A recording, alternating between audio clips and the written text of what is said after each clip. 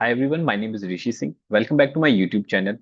Last video में हम लोग ने बात करी थी about Python recursion. I hope आप लोग को वो टॉपिक समझ में आया होगा और उसकी आप लोग प्रैक्टिस भी कर रहे होंगे। आज से हम लोग शुरू करने जा रहे हैं पाइथन में ऑब्जेक्ट ओरिएंटेड प्रोग्रामिंग। तो चलिए देखते हैं हम लोग ऊप की मदद से क्या क्या कर सकते हैं पाइथन में। सबसे पहले ऑब्जेक्ट ओरिएंटेड प्रोग्रामिंग से पहले हम लोग प्रोसीजरल प्रोग्रामिंग को समझते हैं। ठीक है, what is procedural programming? Procedural programming means writing code as a service of steps or instructions like a recipe। देखो, प्रोसीजरल प्रोग्रामिंग अभी तक हम लोग ऑलरेडी करते हुए आए हैं। ठीक है, जैसे हम लोग कोड को ऑर्गेनाइज कर देते हैं एक फंक्शन में, राइट। हम लोग क्या कर रहे हैं, प्रोसीजर मतलब एक फिक्स्ड पैटर्न है। ठीक है, एक फिक्स्ड तरीके से हम लोग काम कर रहे हैं। प्रोसीजरल प्रोग्रामिंग क्या होती है कि जब आप एक स्टेप बाय स्टेप आपने इंस्ट्रक्शन दे दिया और उसी प्रोसीजर के हिसाब से चल रहा है। ठीक है, ऑब्जेक्ट ओरिएंटेड से पहले हम लोग को ये कॉन्सेप्ट क्लियर होना चाहिए अबाउट प्रोसीजरल प्रोग्रामिंग। यानी क्या है कि आप एक प्रोसीजर से आपने एक सेट ऑफ इंस्ट्रक्शन दे दिया कि भाई मेरा प्रोग्राम इस तरीके से चलेगा, इस स्टेप से चलेगा, राइट।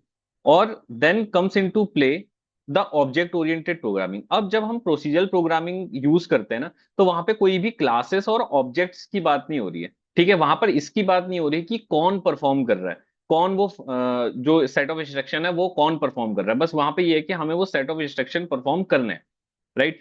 फॉर एग्जाम्पल, अगर मुझे एक नंबर प्रिंट कराना है, ठीक है, 10 तक एक नंबर प्रिंट कराना, तो हो सकता है मैंने फॉर लूप लिखा हो। तो वहां पर मैंने एक सेट ऑफ इंस्ट्रक्शन लिखे हैं कि मेरा फॉर लूप चलेगा इतने बार और इतने बार मेरा ये प्रिंट होगा, आउटपुट में मुझे ये मिल जाएगा, राइट। ये मैंने सेट ऑफ इंस्ट्रक्शन दे दिए हैं। But when we talk about object oriented programming, तो ऑब्जेक्ट ओरिएंटेड प्रोग्रामिंग को देखते हैं। OOP means writing code using objects which combine data and behavior together। अब ऑब्जेक्ट ओरिएंटेड प्रोग्रामिंग की जब हम बात करते हैं तो वहां पे क्लासेस और ऑब्जेक्ट्स की बात होती है। ठीक है, क्लासेस और ऑब्जेक्ट्स की बात होती है। यहां पर ये भी इंपॉर्टेंट हो जाता है कि कौन कर रहा है। ठीक है, हम क्या कर रहे हैं वो तो है ही, बट ये भी यहां पर इन्वॉल्व होता है कि कौन कर रहा है। ठीक है, कौन यानी वो ऑब्जेक्ट। अभी थोड़ा सा और आप लोग को क्लियर होगा। Code is organised into classes and objects. अब ऊपर हम क्या कर रहे थे, वहां पे ऑर्गेनाइज कर रहे थे इनटू फंक्शंस। ओओपी में हम लोग क्या कर रहे हैं, क्लासेस और ऑब्जेक्ट्स के रूप में उसको ऑर्गेनाइज कर रहे हैं अपने कोड को। और focus is on who is doing it, not just what to do. जो मैंने अभी आप लोग से बात की कि प्रोसीजरल प्रोग्रामिंग में हम लोग क्या बता रहे हैं, सेट ऑफ इंस्ट्रक्शन क्या है कि करना क्या है। लेकिन यहां पर फोकस क्या हो जाता है when we talk about object oriented programming, कि कौन कर रहा है। ठीक है, इस पर फोकस है कि कौन कर रहा है उसको। बेसिकली ओओपी की जरूरत क्यों है? ओओपी की जरूरत यह है कि जब आपका कोड बहुत लंबा होता है, जब आपका कोड बहुत ज्यादा होता है, तो वो ऑर्गेनाइज करने में आपको बहुत हेल्पफुल होता है। और सबसे बड़ी बात ये मैंने लास्ट टाइम भी आप लोगों के साथ शेयर करी थी कि ऑब्जेक्ट ओरिएंटेड प्रोग्रामिंग हम लोग को एक पावर देती है कि हम खुद के डेटा टाइप्स बना पाए, राइट। हम खुद के डेटा टाइप्स बना पाए, इसकी हमें ऑब्जेक्ट ओरिएंटेड पावर देता है। ओके। अब सवाल ये आता है कि क्या पाइथन ऑब्जेक्ट ओरिएंटेड प्रोग्रामिंग है या प्रोसीजरल प्रोग्रामिंग है? तो पाइथन के लिए मैं आपको बताऊं, पाइथन दोनों ही है। पाइथन हमें दोनों ही अलाउ करता है। ठीक है, प्रोसीजरल प्रोग्रामिंग भी और ऑब्जेक्ट ओरिएंटेड प्रोग्रामिंग भी। तो अगर आपसे कोई पूछे कि ये एक ऑब्जेक्ट ओरिएंटेड प्रोग्रामिंग है या प्रोसीजरल, तो ये दोनों है। ठीक है, दोनों अलाउ करता है। Okay, moving on. Then what are the key concepts of OOP? तो की कॉन्सेप्ट्स क्या है? की कॉन्सेप्ट्स आर क्लासेस, ऑब्जेक्ट्स। यहां पर हम जो बात करेंगे दैट इज क्लास के बारे में बात करेंगे, ऑब्जेक्ट के बारे में बात करेंगे। And then we will talk about the four pillars of object oriented programming. इसके चार पिलर्स कौन कौन से हैं? Encapsulation, inheritance, polymorphism and abstraction. जैसे जैसे हम आगे बढ़ेंगे तो हम एक एक पिलर को पूरा डिटेल में समझेंगे, पूरे डिटेल में हम लोग बात करेंगे।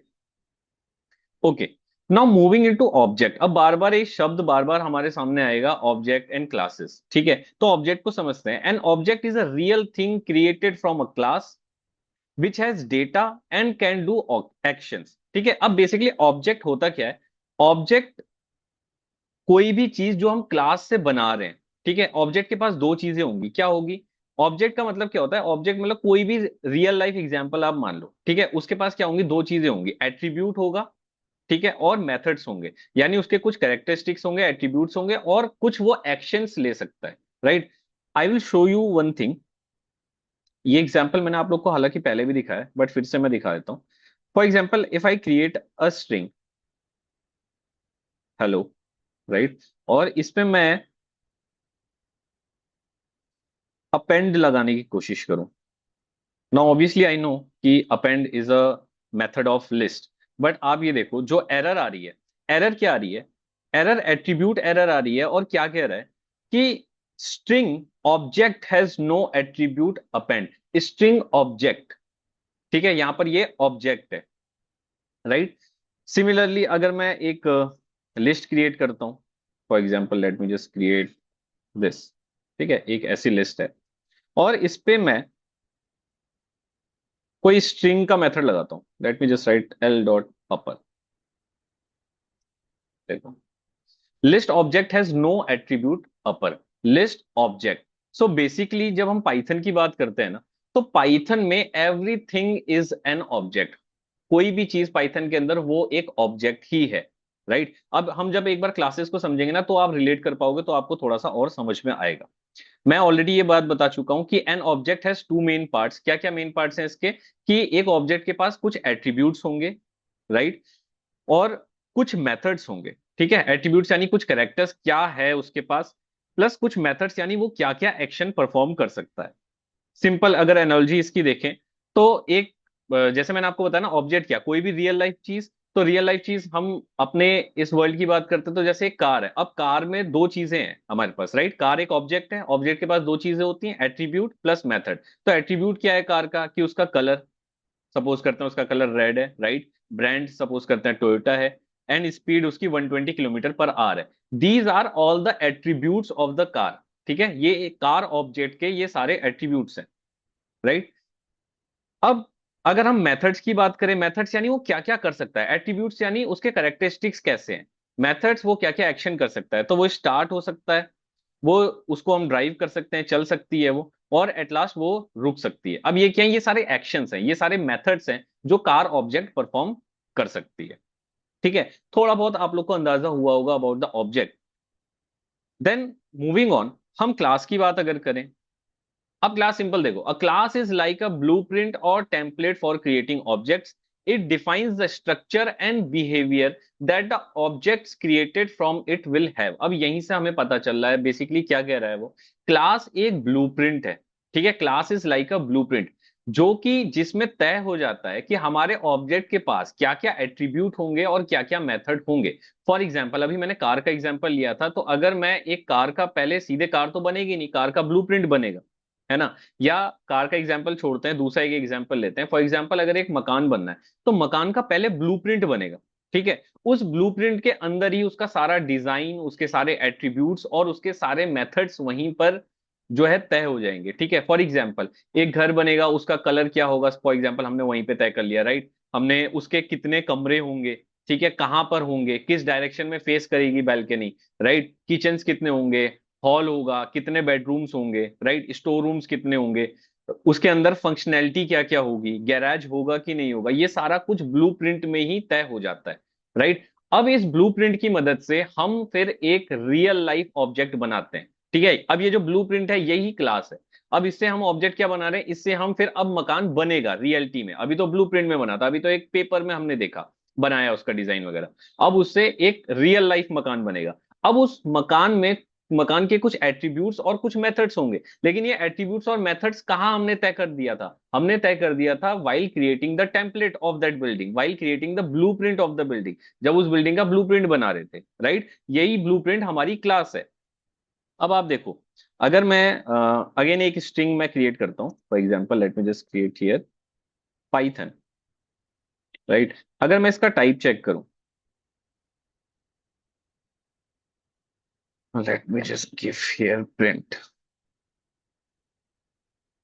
देखो आप क्या आ रहा है, क्लास स्ट्रिंग, ठीक है, ये स्ट्रिंग क्लास से है, ठीक है, it belongs to string class, यानी कि स्ट्रिंग क्लास ऑलरेडी है, उससे हमने एक ऑब्जेक्ट बनाया, ऑब्जेक्ट क्या है, ये वेरिएबल, एक तरीके से हम कह सकते हैं कि जो भी वेरिएबल्स हम क्रिएट कर रहे हैं वो ऑब्जेक्ट ही तो बना रहे हैं, ठीक है, एक स्ट्रिंग क्लास ऑलरेडी बनी हुई है, राइट। सो क्लास का मतलब क्या है, टेम्पलेट, ब्लूप्रिंट, ठीक है। इसका मैं हाउस का आप लोग को ऑलरेडी बता चुका हूं कि कैसे हम लोग ने देखा था। अब जब हम प्रोग्रामिंग की बात करते हैं, प्रोग्रामिंग में क्या है, अ क्लास इज अ ब्लूप्रिंट, हम समझ गए, हम एक ब्लूप्रिंट तैयार करते हैं, और an object is the real thing created from the class, class एक ब्लूप्रिंट है जिससे हम एक ऑब्जेक्ट क्रिएट करेंगे। अब इस चीज को आप लोग समझो, सबसे पहले हम एक क्लास क्रिएट करते हैं, to create a class we have to write class, and then class का नेम। ठीक है, आप क्लास का नेम कुछ भी लिख सकते हो, तो मैं यहां पर लिख देता हूं माई क्लास। नाउ जब हम क्लास का नेम लिखते हैं, तो क्लास का नेम हम लोग पास्कल केस में लिखते हैं, यानी जो भी आपके वर्ड्स होंगे, अगर फॉर एग्जांपल एक वर्ड या दो वर्ड है, तो उसमें पहला character that will be capital. Right, simple, आप लोग को ये बात ध्यान रखनी है। ऐसा नहीं है कि आप ऐसा नहीं करोगे तो एरर थ्रो करेगा, एरर थ्रो नहीं करेगा, but this is the convention, ऐसे ही लिखा जाता है। राइट, मैंने एक क्लास बनाया, अभी मैं क्या करता हूं, अभी मैं इसको पास कर देता हूं। राइट,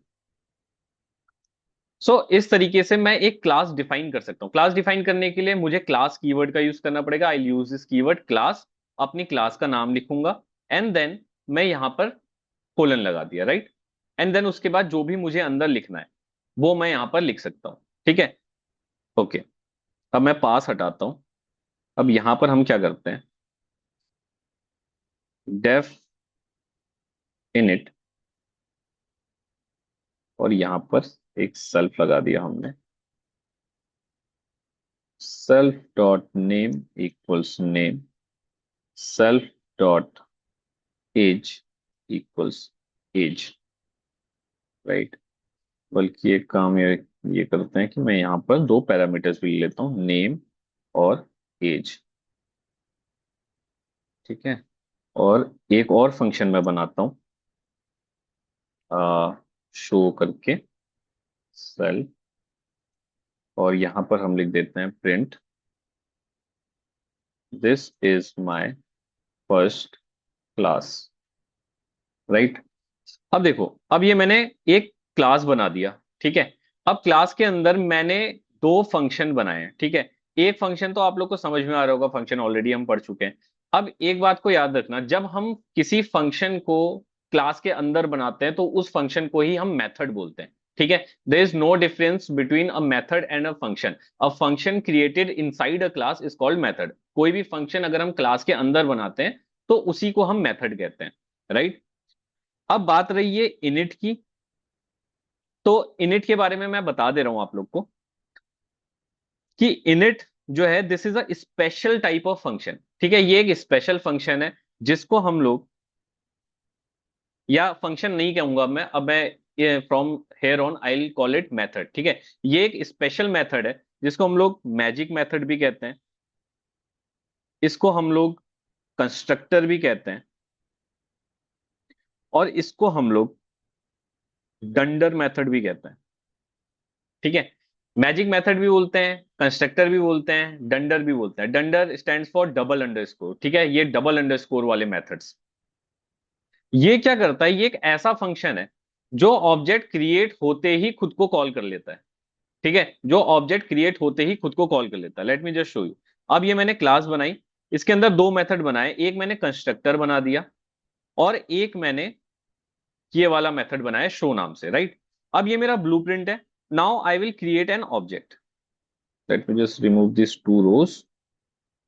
ठीक है, अब मैं ऑब्जेक्ट बनाऊंगा। ऑब्जेक्ट बनाने का क्या तरीका है कि आप अपने ऑब्जेक्ट का नाम लिखेंगे, फिलहाल मैं ओबीजे नाम से ही बना लेता हूं, एंड देन मैं अपनी क्लास का नाम लिखूंगा which is my class. Right, and then parenthesis. अब यहां पर आप देखना कि मैंने ये वाला जो कंस्ट्रक्टर क्रिएट करा है इसमें पैरामीटर्स रखे हैं। ठीक है, अब पैरामीटर्स क्या क्या रखे हैं, एक सेल्फ रखा है जिसके बारे में हम थोड़ी देर में बात करेंगे, एक नेम रखा है, और एक एज रखा है।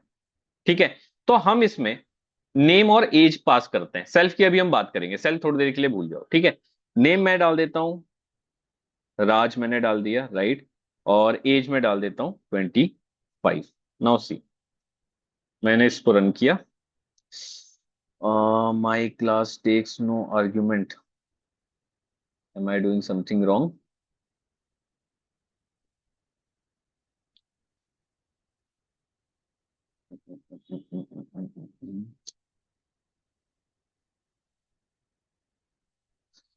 जस्ट अ सेकंड गाइस, मैंने इसको रन नहीं किया क्या?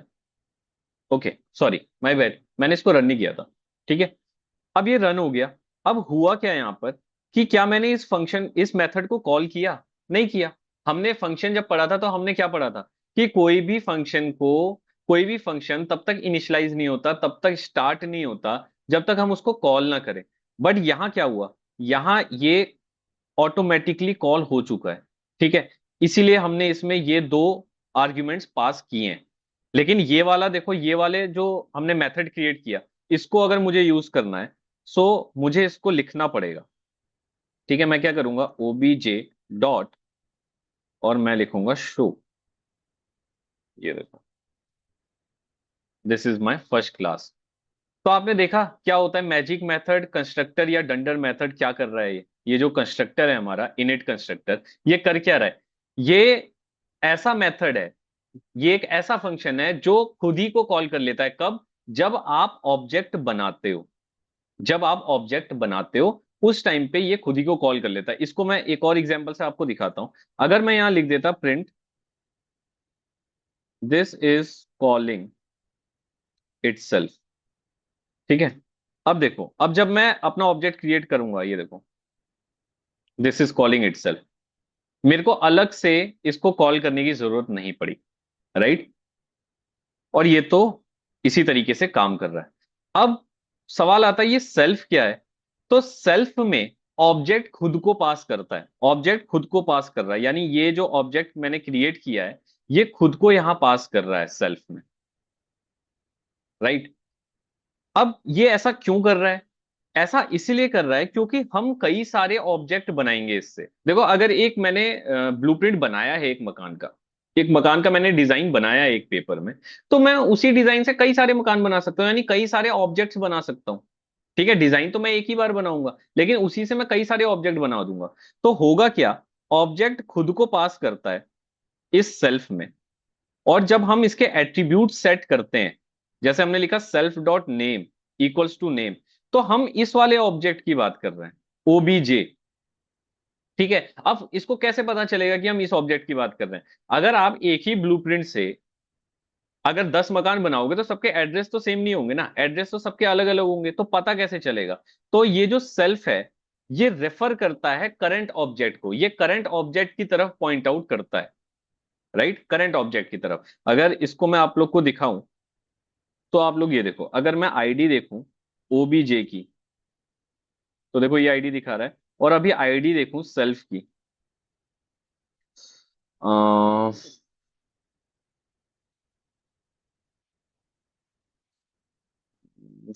अच्छा, मैं सेल्फ को बाहर से कर रहा हूँ, माय बैड। मैं एक काम करता हूँ, मैं इसके नीचे ही प्रिंट आईडी सेल्फ, ठीक है। अब आप देखो, जब मैंने कॉल किया, अब देखो इसकी आईडी ये है, राइट। मैं इस मेथड को भी कॉल कर लेता हूँ, इसको भी कॉल कर लेता हूँ। अब आप ये दोनों देखो, 28 समथिंग, लास्ट में 1376, और ऑब्जेक्ट की आईडी सेम है। यानी ये जो सेल्फ है, ये किसको रेफर कर रहा है? ऑब्जेक्ट को। क्यों कर रहा है? क्योंकि अभी देखो, अगर मैं क्या पता एक ऑब्जेक्ट और बना दूं, मैं ऐसा बना दूं ओबीजे, ओबीजे 1, या इसको ओबीजे 2 कर देता हूं, राइट, 2। मैं एक और ऑब्जेक्ट बना रहा हूं, ठीक है। अब एक तरीके से समझो ये दूसरे का ही मकान बन रहा है, तो उस बंदे का नाम तो अलग होगा ना। तो मैं यहाँ डाल देता हूँ, फॉर एग्जाम्पल मैं ऋषि डाल देता हूँ, राइट, एंड यहाँ पर मैं 27 डाल देता हूँ, देखो। और मैं अब ओबीजे 2 की करूँ, ओबीज आईडी देखो, OBJ, late me just see the ID, देखो, ठीक है। यानी जितने बार मैं एक ऑब्जेक्ट क्रिएट करूंगा, उतने बार वो ऑब्जेक्ट को मैं ये सेल्फ में पास करूंगा। और इसीलिए मैंने यहां बार बार self dot name equals to name लिखा है, self dot age equals to age लिखा है। अगर सेल्फ ऑब्जेक्ट ही है, तो यहाँ पर बेसिकली हो क्या रहा है, ये सेल्फ की जगह इमेजिन करो कि यहाँ लिखा है ओबीजे डॉट नेम, यानी ओबीजे वाले जो ऑब्जेक्ट है जो क्रिएट किया, ओबीजे का नेम, ठीक है। जब मैंने ऑब्जेक्ट 2 क्रिएट किया, तो ऑब्जेक्ट 2 पास हुआ सेल्फ में, ठीक है। तो यहां पर क्या हुआ, object 2 dot name, object 2 dot age, यानी अब हम ऑब्जेक्ट 2 के नेम की बात कर रहे हैं, ऑब्जेक्ट 2 के एज की बात कर रहे हैं। दैट्स वाई आपको ये सेल्फ पैरामीटर जब भी आप क्रिएट करोगे, आपको सेल्फ पैरामीटर देना इज कंपलसरी, ठीक है। अब ये सेल्फ लिखते हैं हम, ऐसा जरूरी नहीं है कि आप सेल्फ ही दो, ठीक है। आप इसकी जगह कुछ और भी लिख सकते हो, बट कन्वेंशन बाय कन्वेंशन आपको यही सेल्फ लिखना चाहिए, ठीक है। और जब आप इंडस्ट्री में काम करोगे तो ऑब्वियसली ताकि कंफ्यूजन ना हो, तो इसलिए हम लोग सेल्फ ही लिखते हैं। इसकी जगह आप कोई भी नाम से पैरामीटर दे सकते हो, इट्स नॉट नेसेसरी कि उसका नाम सेल्फ होना जरूरी है, लेकिन सही तरीका यही है कि हम इसका नाम सेल्फ रखें जिसमें ऑब्जेक्ट खुद को पास करेगा, ठीक है। आई होप ये आप लोग को समझ में आया होगा किस तरीके से हम क्लास क्रिएट कर रहे हैं और किस तरीके से ऑब्जेक्ट बन रहा है। अब आप लोग याद करो, जब मैंने आप लोग से कहा था कि everything is an object in Python, और जो क्लास है, राइट, जो ऑब्जेक्ट ओरिएंटेड प्रोग्रामिंग है, ये हम लोग को एक पावर देती है कि हम खुद का एक डेटा टाइप क्रिएट करें। तो यहां हमने एक तरीके से डेटा टाइप ही अपना क्रिएट किया है। यहां एक तरीके से हमने खुद का डेटा टाइप ही क्रिएट करा है, ठीक है। उस डेटा टाइप के क्या क्या करेक्टरिस्टिक्स होंगे और क्या क्या मेथड्स होंगे वो हमने इसमें डिफाइन कर दिया है। फॉर एग्जाम्पल, जब हम एक लिस्ट के साथ काम करते हैं, अब आप देखो ना, अगर मैं एक लिस्ट क्रिएट करता हूं लाइक दिस, और जब मैं इसका टाइप चेक करता हूं, तो ये क्या कह रहा है, ये लिस्ट क्लास से है। तो यानी लिस्ट एक क्लास किसी ने ऑलरेडी बनाई है लिस्ट नाम की, ठीक है। एक लिस्ट क्लास ऑलरेडी एग्जिस्ट करती है, हम लोग उस लिस्ट क्लास का ऑब्जेक्ट बनाते हैं। ये बात मैं कैसे कह रहा हूं, आप लोग को याद होगा कि हम लोग ऐसे भी लिस्ट क्रिएट करते हैं, लिस्ट, ये देखो, ठीक है। अगर मैं टाइप चेक करूं भी एल का,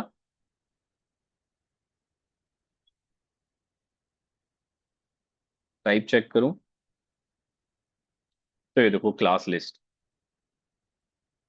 समझ में आ रहा है। अगर मैं अभी जैसे मैंने OBJ2 क्रिएट करा था, राइट, अगर मैं OBJ2 का चेक करूं टाइप, देखो आप, टाइप OBJ2, देखो class main dot my class, तो आप खुद का डेटा टाइप क्रिएट कर रहे हो एक, राइट। ऐसे ही जैसे हमने ये क्लास बनाया है माई क्लास के नाम से, ऐसे ही किसी ने लिस्ट क्लास बनाई है, ठीक है। अब आपने जो लिस्ट क्लास बनाई, अब हम उस लिस्ट क्लास का ऑब्जेक्ट बना रहे हैं इस तरीके से, ठीक है। ऐसे ही तो हमने अपनी क्लास तैयार करी थी, ऐसे ही तो हमने ऑब्जेक्ट बनाया था, OBJ equals to class name और पैरेंथेसिस, ठीक है। मुझे आई होप आप लोग को समझ में आ रहा है। अब इस तरीके से देखा जाए तो कोई भी वेरिएबल हम क्रिएट कर रहे हैं वो क्या है, वो एक ऑब्जेक्ट है, that is an object, right, okay. अब क्लास में ही डिसाइड हो जाता है। अब देखो, जैसे मैंने ये लिस्ट बनाई, अब अगर मैं DIR करके ये लिस्ट के पास देखूं क्या क्या है,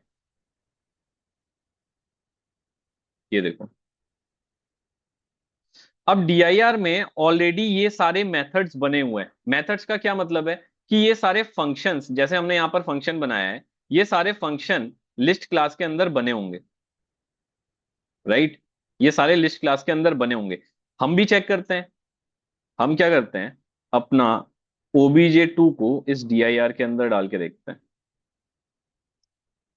अब आप ये देखो, DIR से मैंने आप लोगों को क्या बताया था कि कोई भी अगर डेटा टाइप है, उसका उसका हम क्या कर सकते हैं, उसके सारे एट्रीब्यूट्स और मेथड्स को देख सकते हैं with the help of DIR function. तो देखो, एज है, नेम है, ठीक है, दीज आर द एट्रीब्यूट्स, और मेथड भी हमें दिख रहा है विच इज शो, ठीक है। शो नाम से ही तो हमने बनाया था, ये देखो इधर, शो नाम से हमने बनाया था। अब आप लोग के मन में एक क्वेश्चन और आ सकता है कि चलो, ये तीन तो समझ में आ रहे हैं कि ये हमने बनाए थे, तो यहां पर शो कर रहा है, ठीक है। एक इनिट कंस्ट्रक्टर भी इसके अंदर आप लोग को दिखेगा, आ, ये देखो, ठीक है। तो ये चार तो आप लोग को समझ में आ रहे हैं कि ये तो चलो शो कर रहे हैं, वो तो ठीक है। ये लेकिन बाकी सारी चीजें क्या है, what are all these things, तो ये कुछ डिफॉल्ट जो मेथड्स हैं वो आपको पाइथन प्रोवाइड कर रहा है, बाय डिफॉल्ट आपको प्रोवाइड कर रहा है। ये सारे वो एसेंशियल डंडर मेथड्स हैं जो एक क्लास, आपका क्लास ठीक से काम कर पाए, आपके ऑब्जेक्ट ठीक से काम कर पाए, उन सब के लिए जो जो जरूरी डंडर मेथड्स हैं वो बाय डिफॉल्ट इसमें आपको मिल जाते हैं, ठीक है। ये वो सारे हैं।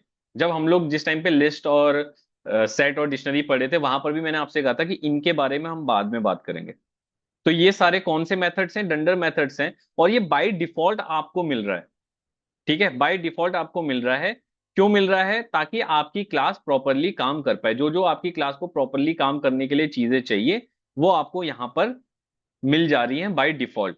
इनको आप ओवरराइड करके अपने तरीके से भी इसमें चेंजेस कर सकते हैं। बट जब भी आप कोई क्लास क्रिएट करोगे तो ये डंडर मेथड्स आपको बाय डिफॉल्ट वहां देखने को मिल जाएंगे। तो ये कंफ्यूज मत होना कि हमने तो बनाया ही नहीं फिर कैसे दिख रहा है। तो ये बाय डिफॉल्ट आ जाते हैं, राइट। इनको हम ओवरराइड करना भी सीखेंगे। और ये तो आप लोग समझ ही गए हो कि ये किस तरीके से आ रहा है, राइट। जैसे लिस्ट में ये सारे मेथड्स जो आपको दिख रहे हैं, ये लिस्ट क्लास के अंदर ये सारे किसी ने ऑलरेडी लिखे हैं मेथड्स, तभी हम इनको यूज कर पा रहे हैं। ठीक है।